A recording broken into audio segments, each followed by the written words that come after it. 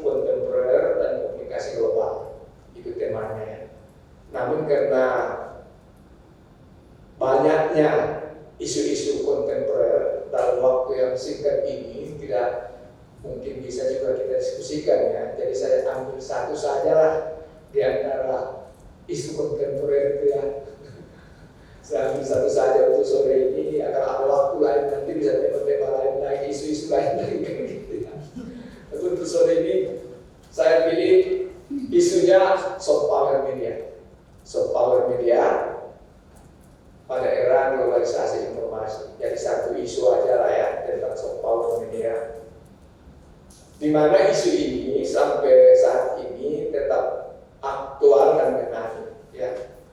Soft power media itu namanya soft ya, soft power, yaitu kemampuan media ya, untuk mempengaruhi publik tanpa disadari oleh publik itu, nggak ada paksaannya, tetapi karena ada standar ketertarikan itu telah membuat mereka itu terpengaruh dengan media, pesan-pesan yang disampaikan oleh media itu. Apakah tentang budaya, tentang nilai-nilai, dan begitu ya, tanpa disadari kembali karena soft power. Tidak dipaksa. Itu dia soft power media pada era globalisasi informasi.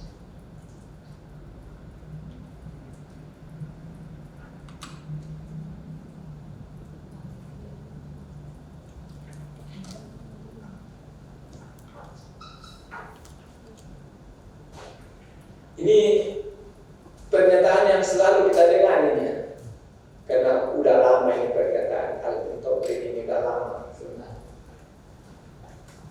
Udah lama ini ya, bahwa siapa yang menguasai pada era globalisasi informasi saat ini, siapa yang menguasai informasi dan medianya, maka dia bisa mengendalikan itu. Kan itu dia ya, pernyataan lama dari Alvin Toffler. Tapi sampai saat ini kita lihat itu masih tetap kenyataan gitu ya, kenyataan. Siapa yang menguasai informasi dan medianya, maka dia bisa mengendalikan dunia itu. Kenapa seperti itu? Ini kan karena ketergantungan kita juga ya kepada media. Kita kan nggak bisa melihat langsung apa yang terjadi di belahan dunia ini. Ikan kita tinggal di Banda Aceh, mana mungkin kita bisa lihat langsung berbagai peristiwa yang terjadi di dunia. Jadi kita hanya mampu melihatnya dari media. Makanya dikatakan media itu sebagai jendela dunia. Akan gitu. Kita memandang dunia ini, berbagai peristiwa yang terjadi di dunia ini, lihat jendela itu itulah media. Maka apa yang disampaikan oleh media itulah kita tahu. Akan begitu dia ya. Makanya media ini mengendalikan opini kita itu, mengendalikannya lewat pemberitaan-pemberitaan dia yang memang sudah punya agenda, gitu ya, punya agenda, dia punya planning, bingkai mana yang harus terjolkan, mana yang harus diabaikan, mana yang harus dibedakan, akan gitu. Jadi dialah yang mengatur. Jadi apa yang diberitakannya itulah yang kita tahu. Makanya dia bisa menggiring, gitu ya, menggiring opini tadi.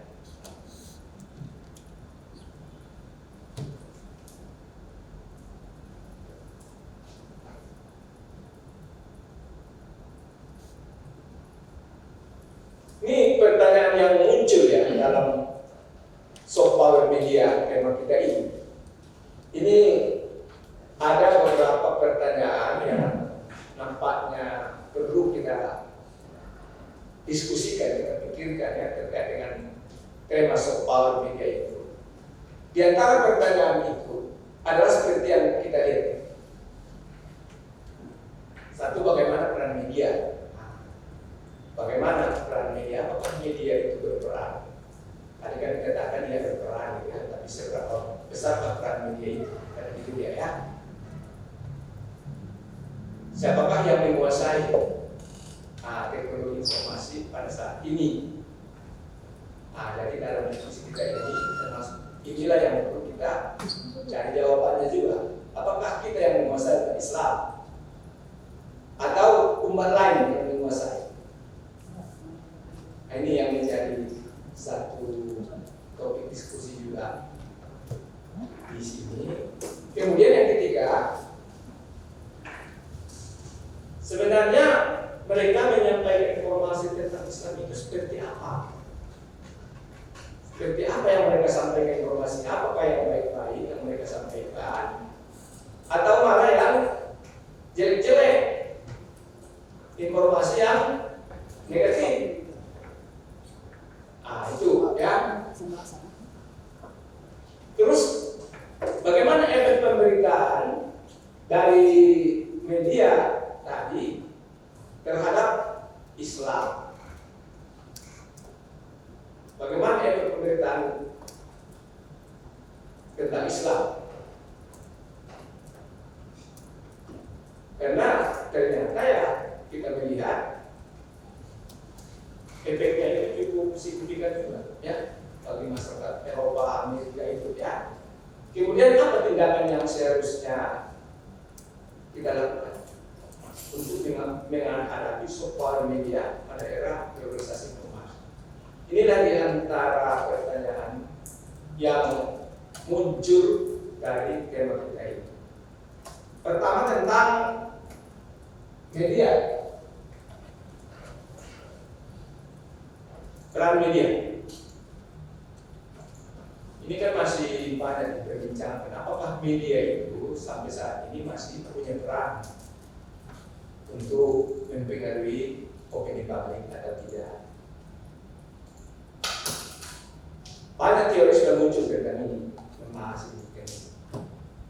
Tapi pada umumnya kita lihat sepakat kalau media masih mempunyai peran.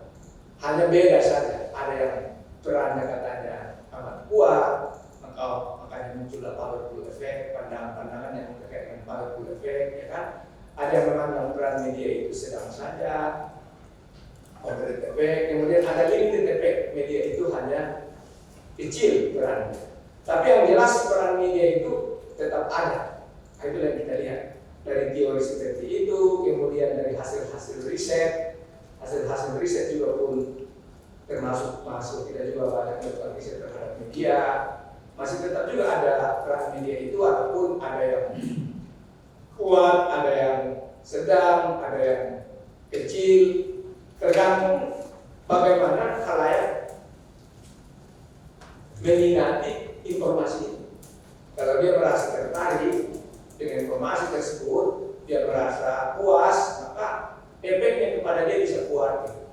Tapi yang merasa kurang tertarik terhadap informasi yang disampaikan oleh media, mungkin efeknya bagi dia terbatas. Makanya dia apa limited efek istilahnya. Jadi kesimpulannya berarti dalam situasi dan kondisi tertentu, maka media itu masih tetap mempunyai peran yang besar. Itulah kita lihat ya, walaupun tidak dalam semua situasi. Ya.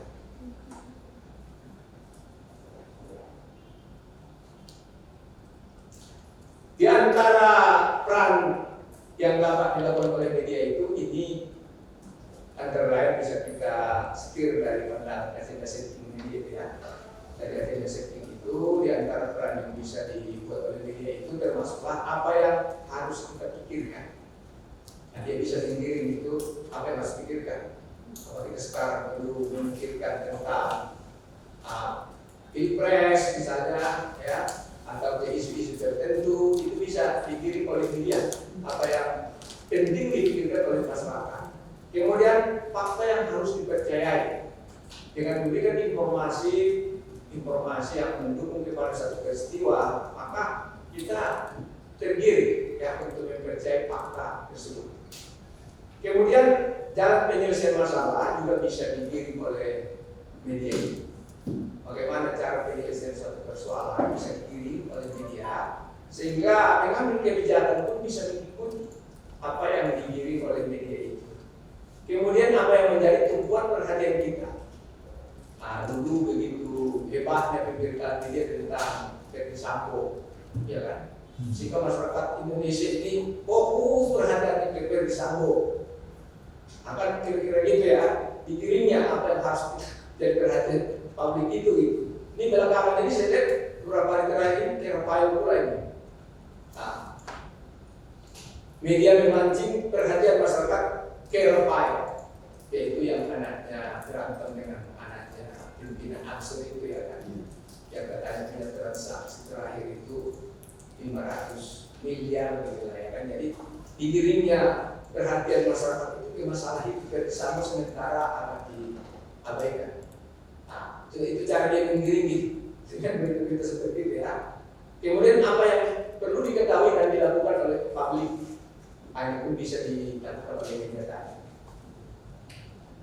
Kemudian tadi pertanyaan kita berikutnya, siapa yang menguasai teknologi informasi dan media? Siapa yang menguasai saat ini?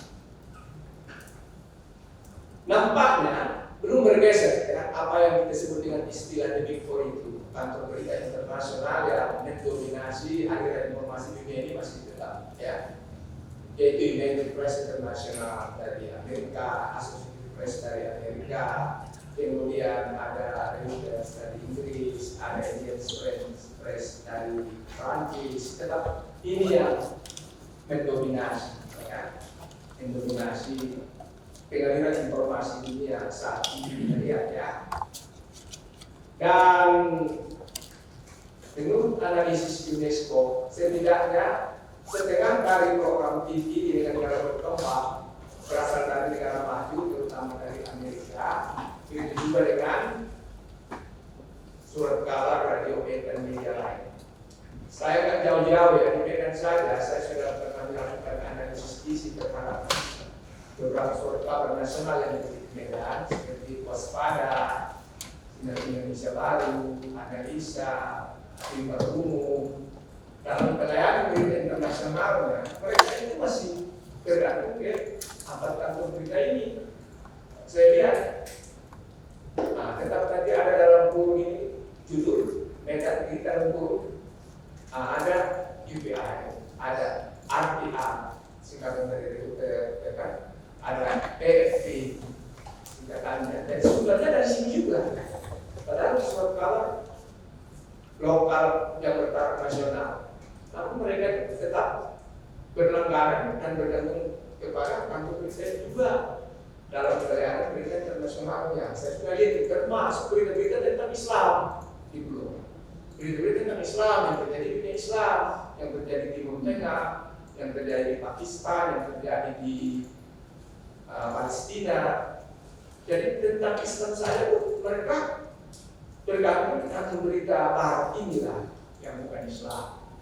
Akan begitu dia, itulah ketergantungan tadi. Dengan berbagai alasan ekonomi, karena mereka tidak bisa menerima wartawan langsung diliput, dengan berlangganan berita ini biaya yang murah, kemudian berkualitasnya bagus, banyak alasan lah ya dari masing-masing media itu kalau kita tanyakan gitu. Nah, jadi akhirnya ya termasuk surat-surat kabar kita bergantung berita di kantor berita ini. Jadi apa yang dikirim oleh kantor berita ini, inilah yang diberitakan oleh surat kabar kita. Itu padahal itu jendelanya dunia gitu ya. Oleh karena itu kita lihat bahwa walaupun sudah didirikan itu International Islamic News Agency itu kantor berita Islam internasional yang awalnya itu adalah untuk bisa menyaingi kantor berita tadi, ternyata nggak berdaya ya, ternyata nggak berdaya. Baik dari segi jumlah berita yang berhasil mereka ikut per hari maupun dari segi kualitas berita nggak bisa bersaing gitu. Akhirnya kantor berita kita itu sampai sekarang antara hidup mati. Kenapa? Karena ternyata media yang ada di negara Islam atau mayoritas Islam sendiri pun enggan berlangganan dengan kantor berita Islam internasional ini. Nah, tetap juga berlangganan ke kantor berita Laran dalam pelayanan berita. Tidak mau ke kantor berita Islam internasional. Kenapa? Dengan berbagai alasan tadi, alasan kualitas, kemudian alasan variasi berita yang bisa dipilih, macam alasan. Itu yang kita lihat ya.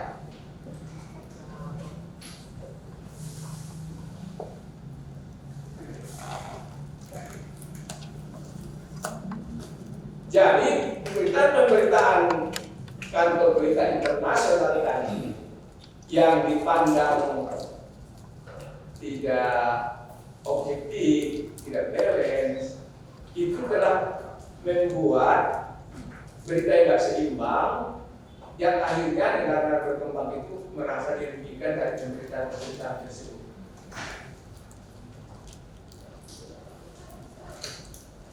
Itu yang kita lihat ya. Kenapa dia merasa dirugikan?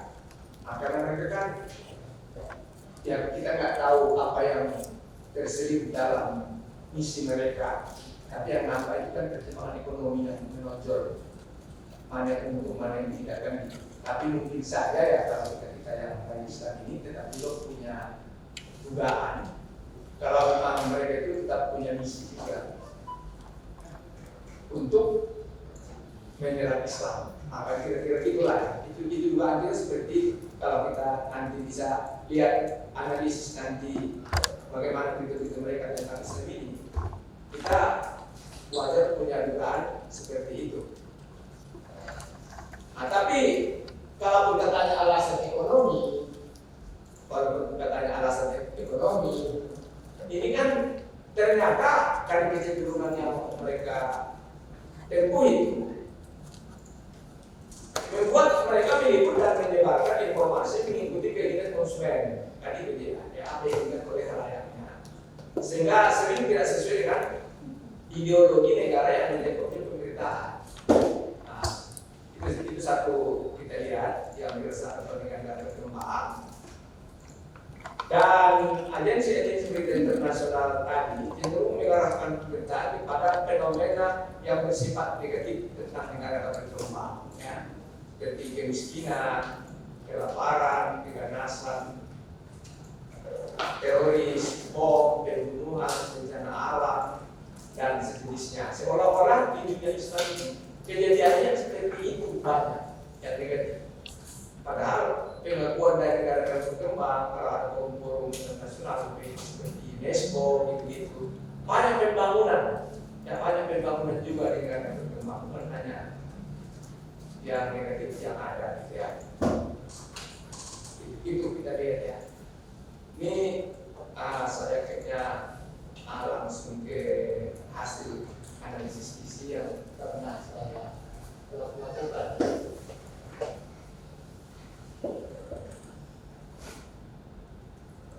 Ini ada hasil analisis isi yang saya lakukan ke beberapa surat kabar nasional yang terbit di Medan.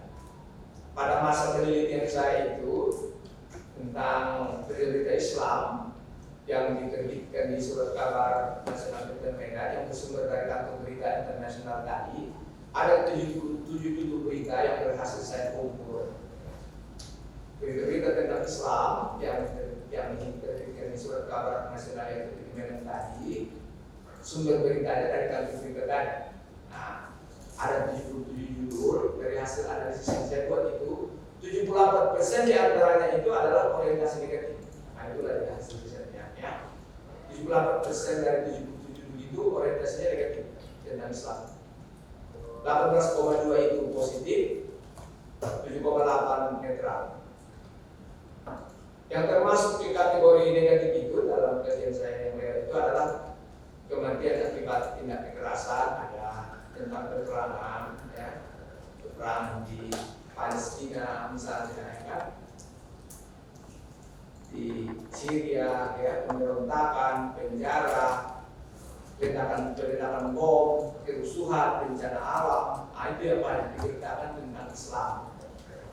Sementara berita positif itu waktu itu yang hanya 10% itu ada juga tentang bantuan kemanusiaan, memang ya, bantuan kemanusiaan, ada persahabatan, perdamaian, pembangunan itu apa sih? Diberitakan. Itulah ya.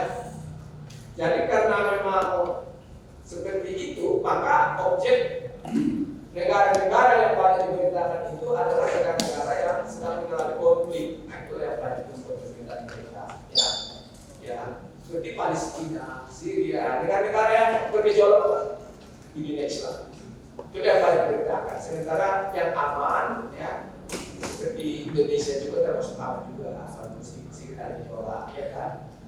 Malaysia juga, Brunei Darussalam itu hampir tidak ada di pemerintahan. Kalau negara-negara mayoritas Islam yang aman itu hampir tidak ada pemerintahan.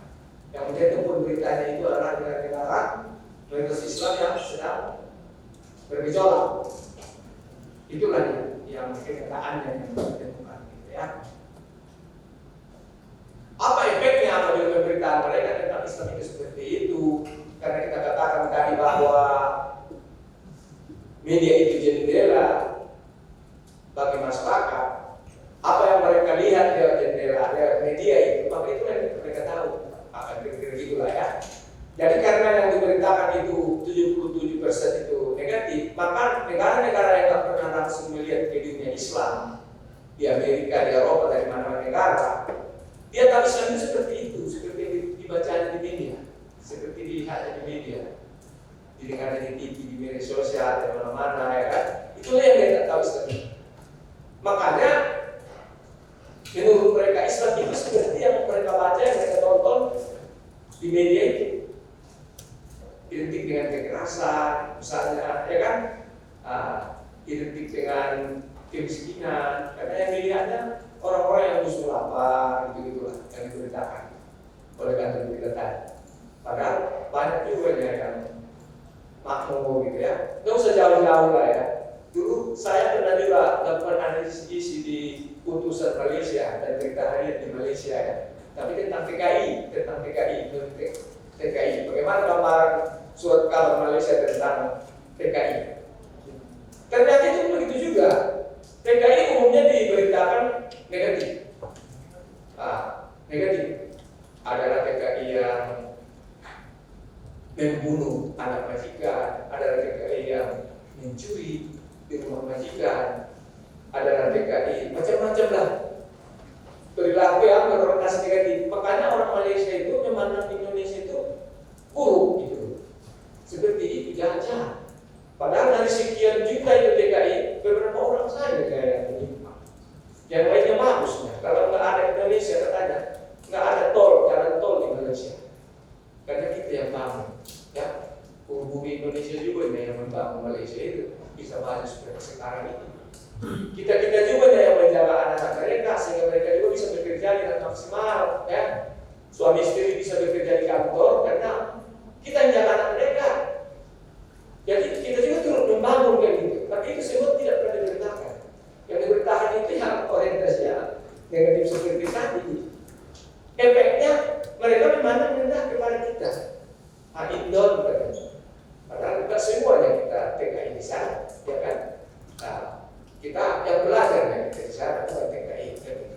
Tapi karena terpengaruh dengan image media tadi, mereka mengeneralisasikan Indonesia itu seperti sangat susah, miskin. Karena walaupun dikejar-kejar ya oleh polisi Malaysia, tapi mereka juga cari makan ke sana sembunyi-sembunyi. Jadi anggapan mereka ringan. Tiba-tiba adalah satu orang yang jalan-jalan ke Medan atau ke Medan. Rupanya dia melihat rumah-rumah yang besar-besar itu banyak di Medan, ya. Yang punya rumah besar, yang punya mobil beberapa biji. Lalu terkejut dia, rupanya kaya-kaya juga ya orang di sini kan. Gak nyangka dia, karena dia tahu seperti yang di Quran itu aja gitu. Setelah dia lihat langsung terkejut dia. Ini pun begitu juga efek dari pemberitaan termasuk surat-surat kabar kita tentang Islam itu, karena mereka juga bergantung kepada kantor berita internasional tadi seperti itu, maka orang memandang Islam itu seperti itu, ya, yaitu teroris. Padahal banyak kali Islam itu, ya kan? Agama yang membawa keselamatan, kesejukan, kedamaian, kan pada itu seperti itu. Kalaupun ada yang tidak kekerasan, itu kan sedikit, dan itu tidak mencerminkan umat Islam. Namun karena yang menjadi liputan besar-besaran adalah peristiwa seperti itu, maka mereka memandang Islam itu seperti itu. Itulah yang kita lihat, ya. Itu kan pemberitaan.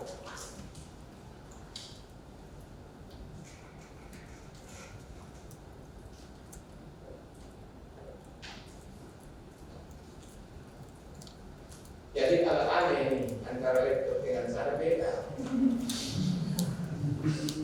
Tidak bisa lengkap, bisa lengkap juga sama ya. Tidak tahu lah kita itu. Jadi kan terpaksa pergi ke sana mentabur di sana. Efek media. Efek media juga mungkin ya. Tapi beda dia apa yang saya jadi beda dia. Mungkin beda. Iya.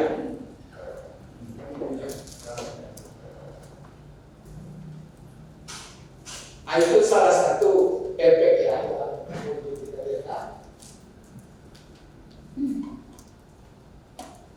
Kemudian informasi merusak lainnya yang banyak muncul di media yang telah tadi menjadi soal tadi, termasuk juga maraknya penyajian pornografi, ya itu salah satu juga ya. Kemudian merajalelanya informasi hoax di media, ya di media sosial, banyak informasi yang menyesatkan tentang Islam, khususnya di internet, banyaknya fitnah, bahkan menjadikan tentang Islam. Itu juga isu juga ya, isu yang banyak terjadi di media itu, ya. Salah satunya tadi kan tentang pornografi itu, ya, tentang pornografi di internet itu. Memang luar biasa banyaknya karena di sebagian negara itu sudah dilegalkan. Tapi kalau kita negara Islam ini itu kan dilarang, walaupun usianya sudah 18 tahun.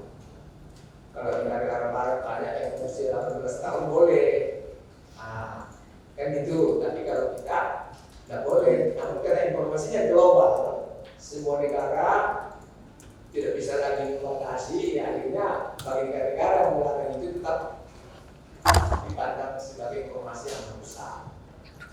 Tapi kenyataannya kita lihat setiap detiknya sekitar 28.228 orang seluruh dunia itu mengakses situs pornografi. Jadi merupakan suatu bisnis luar biasa lah bagi mereka, kan? Karena uang mengalir terus banyak orang yang berminat. Mungkin di negara sana itu di Aceh atau di Indonesia kan.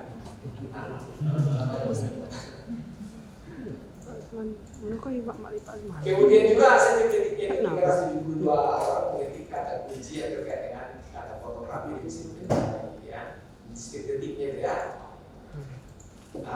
Jadi kata-kata seks itu adalah nomor satu yang dicari di internet. Kalau ada misalnya searching kata-kata seks itu termasuk nomor satu paling banyak digunakan orang, ya. Bila kita lihat banyak kali situs-situs itu kan, ternyata kan yang membuat situs-situs pornografi itu bukan negara Islam, ya kan? Ini kan Amerika yang paling banyak, India Amerika, kemudian juga ada Belanda, ada Inggris, kemudian ada Jerman, Prancis, Kanada, ada mereka itu adalah produsennya, penggunanya kita. Penggunanya kita. Kenapa ini menjadi satu hal yang sangat menarik? Karena di sini keuntungannya luar biasa, ya kan? Setiap orang akses dia menggunakan pulsa juga, gitu. Jadi berapa keuntungan yang mereka dapat per detik, bukan per menit, per detik ukurannya. Makanya bisnis luar biasa tentang pornografi ini. Ada peminatnya.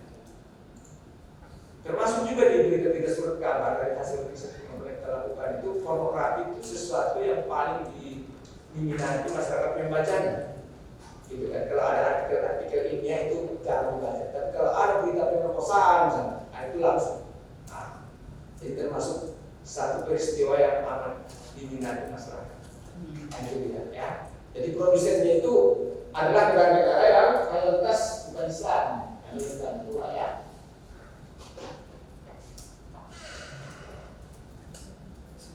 Tapi penggunanya, masalahnya di penggunanya ini, kalau kita lihat di negara-negaranya ini banyak Islam ini.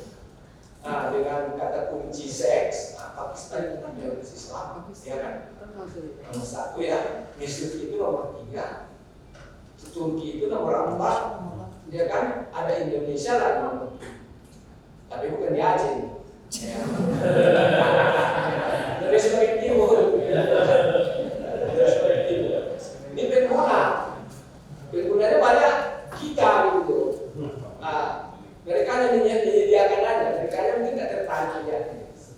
ya kan? Yang terkait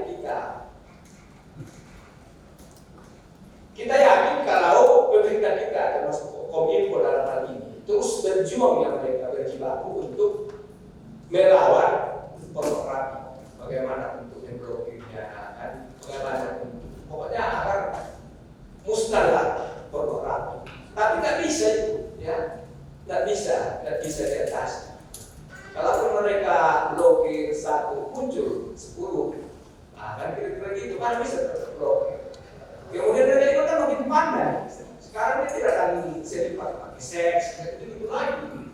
Mereka juga sudah mulai pandai manajer istilahnya, ya. Dibuatnya bisnis yang lain seperti toys, mainannya dibuat. Tapi mainan yang lain, akan kira-kira gitu. Nah, voice-nya laki-laki gitu, tapi rumahnya lain di sini, kan? Nah, ada yang mengeks atau nama-nama brand, ya seperti di sini, ya kan? Windows, dan sebagainya. Jadi nggak selamanya lagi menggunakan kata-kata yang berkaitan langsung dengan seks, pornografi, nggak gitu lagi. Kita juga berkenaan, ya. Jadi nah, itu satu hal yang amat mengganggu juga, ya. Kemudian tentang informasi hoax ini, kita sendiri pun kadang nggak bisa membedakan lagi mana yang benar, mana yang hoax. Karena seolah-olah benar. Bagaimana nanti kita akan perbedaan informasi? Saya kadang-kadang memang apalagi namanya pertanyaan gaji, tentang ini karena saya mau lihat tadi karena hoax. Nah, kalau gembira lah, gaji pegawai naik 10 kali lipat, nah jelas ini kan. Kalau saya sudah nggak tahu lagi melihat. Ya. Jadi kalau catatan Dewan Pers saja di Indonesia terdapat sekitar 83.000 situs yang mengklaim sebagai portal berita. Sedangkan yang sudah terverifikasi sebagai situs berita resmi tak sampai 300. Nah, berarti itu kan dari 83.000. Nah, berarti terdapat puluhan ribu situs yang berpotensi menyebarkan berita palsu. Nah, itu sudah puluhan ribu. Karena ada 300 tadi ya terverifikasi sebagai berita resmi. Kan yang lainnya nggak ada kan? Nah, malah menurut data Kementerian Komunikasi dan Informatika RI ada sekitar 800.000 situs di Indonesia, ya, di Indonesia. Ini adalah beritanya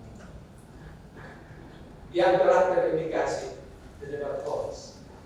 Nah, itu sampai 800.000 situs teridentifikasi sebagai penyebar hoax. Nah, itu kita lihat ya, jadi hoax ini pun tak terbentuk karena itulah media sosial itu bebas ya, siapa aja yang menyampaikan informasi.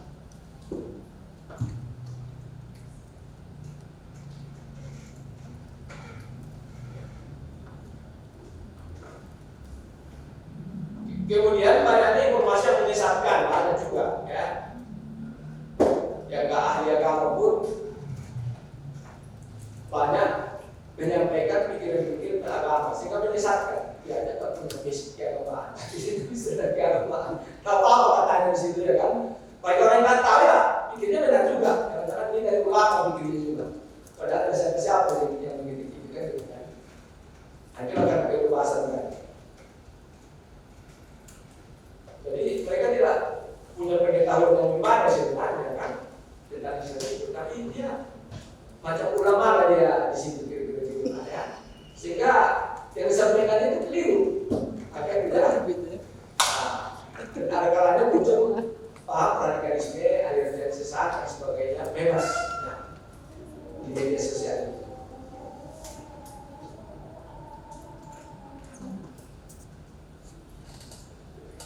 Banyaknya fitnah dan hujatan. Nah, sekarang kan orang sudah tak takut lagi termasuk pimpinan presiden pun tak takut, ya kan?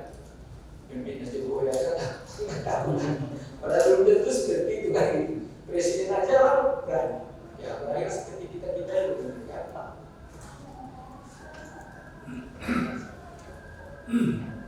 Jadi berdasarkan penelusuran di internet itu dan di sistem informasi pelayanan publik itu, anggota Yayasan Ketahuan Untuk Indonesia itu Aditya Bagus Santoso itu pernah menyebut ada 67 kasus penodaan agama ya terjadi di Indonesia sepanjang tahun 2020 sampai 67 kasus.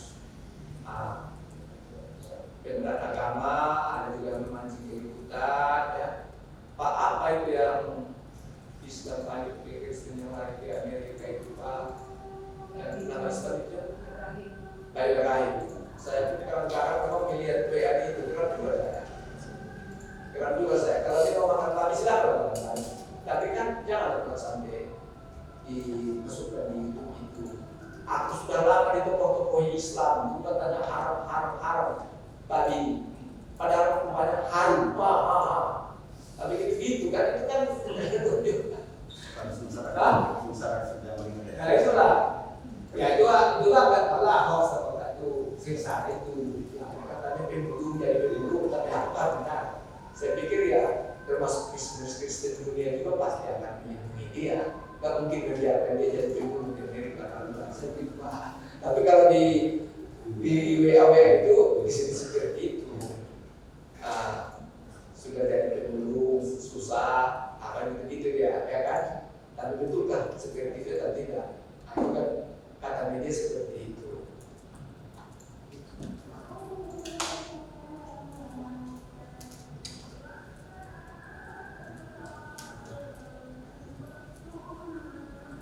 Jadi kita lihat soft power media ini memang selain Amerika tadi, Jepang juga termasuk, ya Jepang juga termasuk melalui ada film-film kartun dia, ya kan seperti Doraemon misalnya, ya kan ada yang budayanya sendiri anak-anak itu tidak begitu tahu, ya kan juga ya, Upin Ipin juga.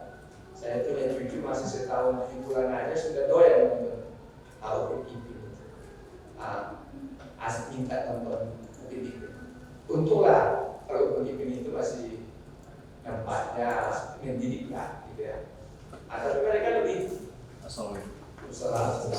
lebih kenal dengan budaya lain, ya, daripada budayanya sendiri.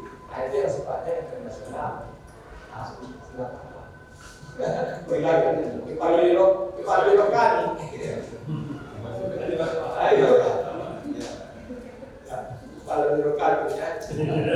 Beda. Kami kenal dia.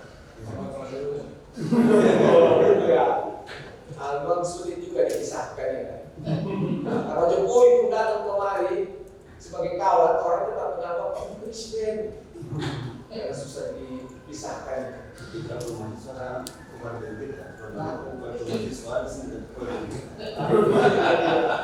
Susah kita memisahkannya, ya kan?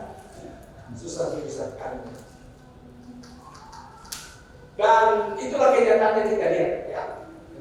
Karena 80% informasi dari barat yang memang syarat dengan informasi tentang budaya mereka, tradisi mereka, kehidupan mereka, memang luar biasa mereka itu misalnya untuk menyebarluaskan nilai-nilai dan budaya, walaupun dengan dana yang besar, ya. Termasuk di berbagai universitas. Kalau di Medan itu USU, UIN, UNIMED, mereka menyiapkan American Corner. Itu kan bagian dari informasi tentang Amerika, agar kita mengenal bagaimana Amerika itu. Akan gitu, mereka mau nyumbang untuk mendirikan American Corner di kampus. Ya, di kampus saya dong. Iya. Dan ada besar. Dan itu sudah tersalin itu informasinya. Pasti semuanya yang menunjukkan kehebatan Amerika, kemajuan teknologinya, kemajuan ilmu pengetahuannya, kehebatannya semua lah. Namanya pun tujuannya itu.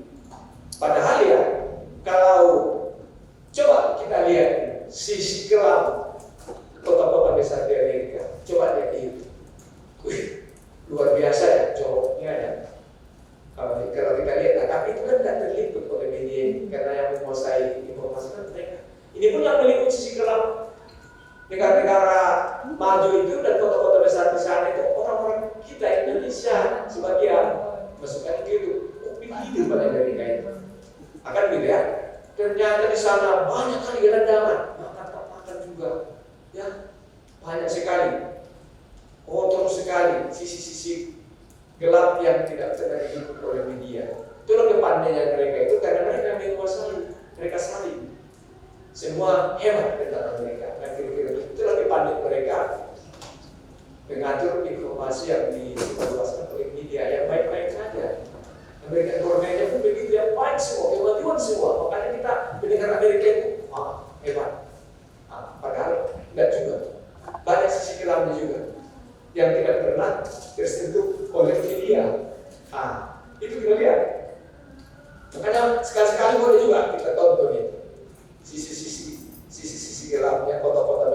negara-negara maju. Saya sudah juga melihat ini.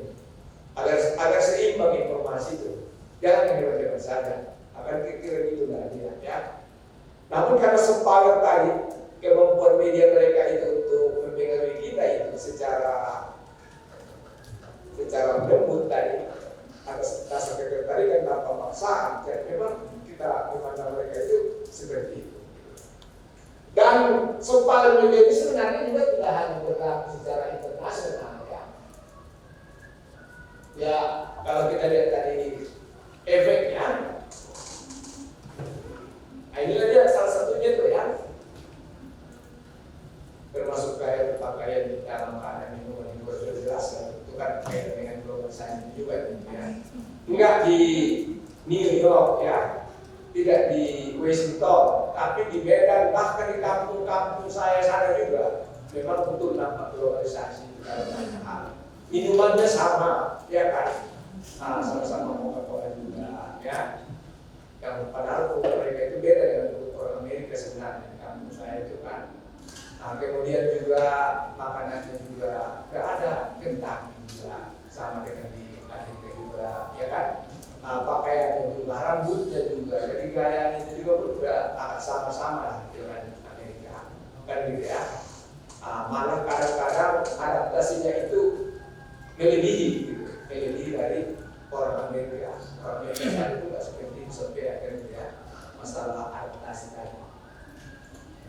Dan soal ini sebenarnya juga tidak hanya masalah dunia, tapi global juga, nasional juga, kayak gitu juga. Makanya dalam undang-undang penyiaran kita itu ada kewajiban bagi lembaga-lembaga siaran untuk memberikan waktu kepada kearifan lokal lah namanya, ya kan, kearifan lokal. Nah, tentang daerah lah ya, wilayah daerah misalnya ya, tradisi daerah juga harus disiapkan mereka. Karena kalau tidak ya, termasuk di daerah-daerah kita itu asik mencontoh gaya ibu kota, ya anak dari ibu kota, gitu ya, dan juga anak-anak remajanya, termasuk gaya bicaranya, perilakunya, pakaiannya, itu juga ya, itu juga.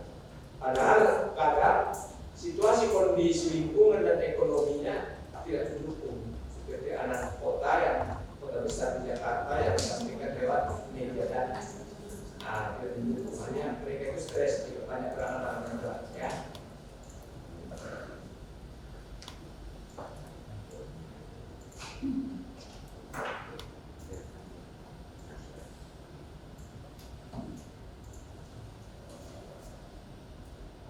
Jadi ini ada bagaimana kita buat bisnis berikut.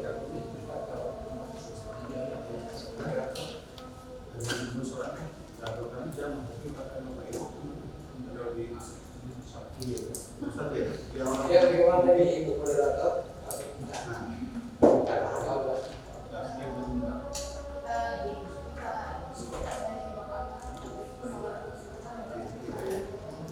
Iya kami ikut.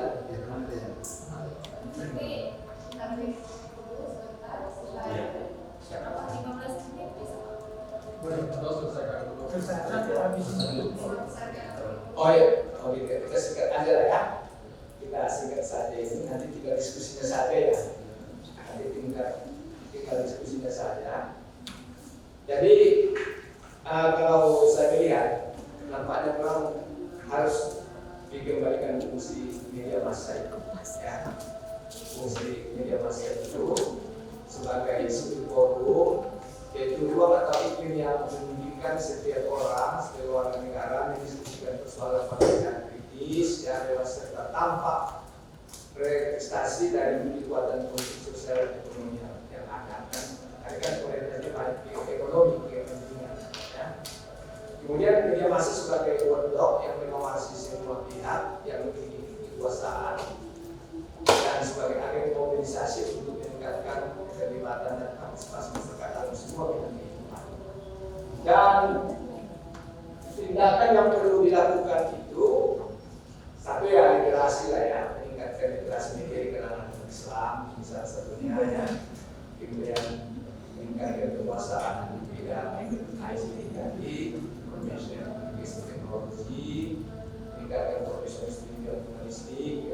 menyelesaikan situs-situs apa, menyampaikan informasi apa dalam bentuk non verbal yang dimulai saat itu sendiri.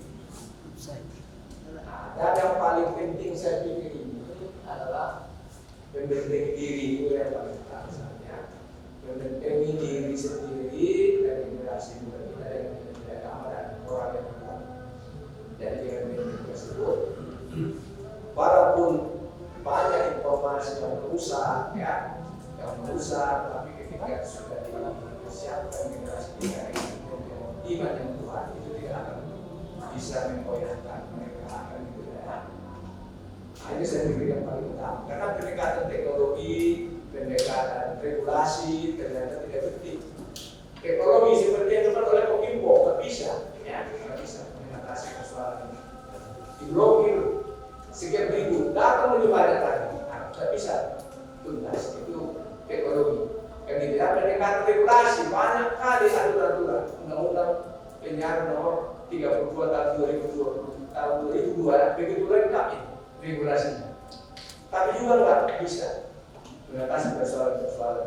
Makanya saya pikir terakhirnya adalah membentengi diri sendiri dari moral dan nilai-nilai agama yang kuat itu yang paling harus ya untuk mengatasi beberapa persoalan terkait dengan globalisasi informasi yang nggak bisa kita bendung saat ini. Itu saya pikir nanti lebih dalam kalau saya waktu juga bisa ya, mohon maaf. Assalamualaikum warahmatullahi wabarakatuh.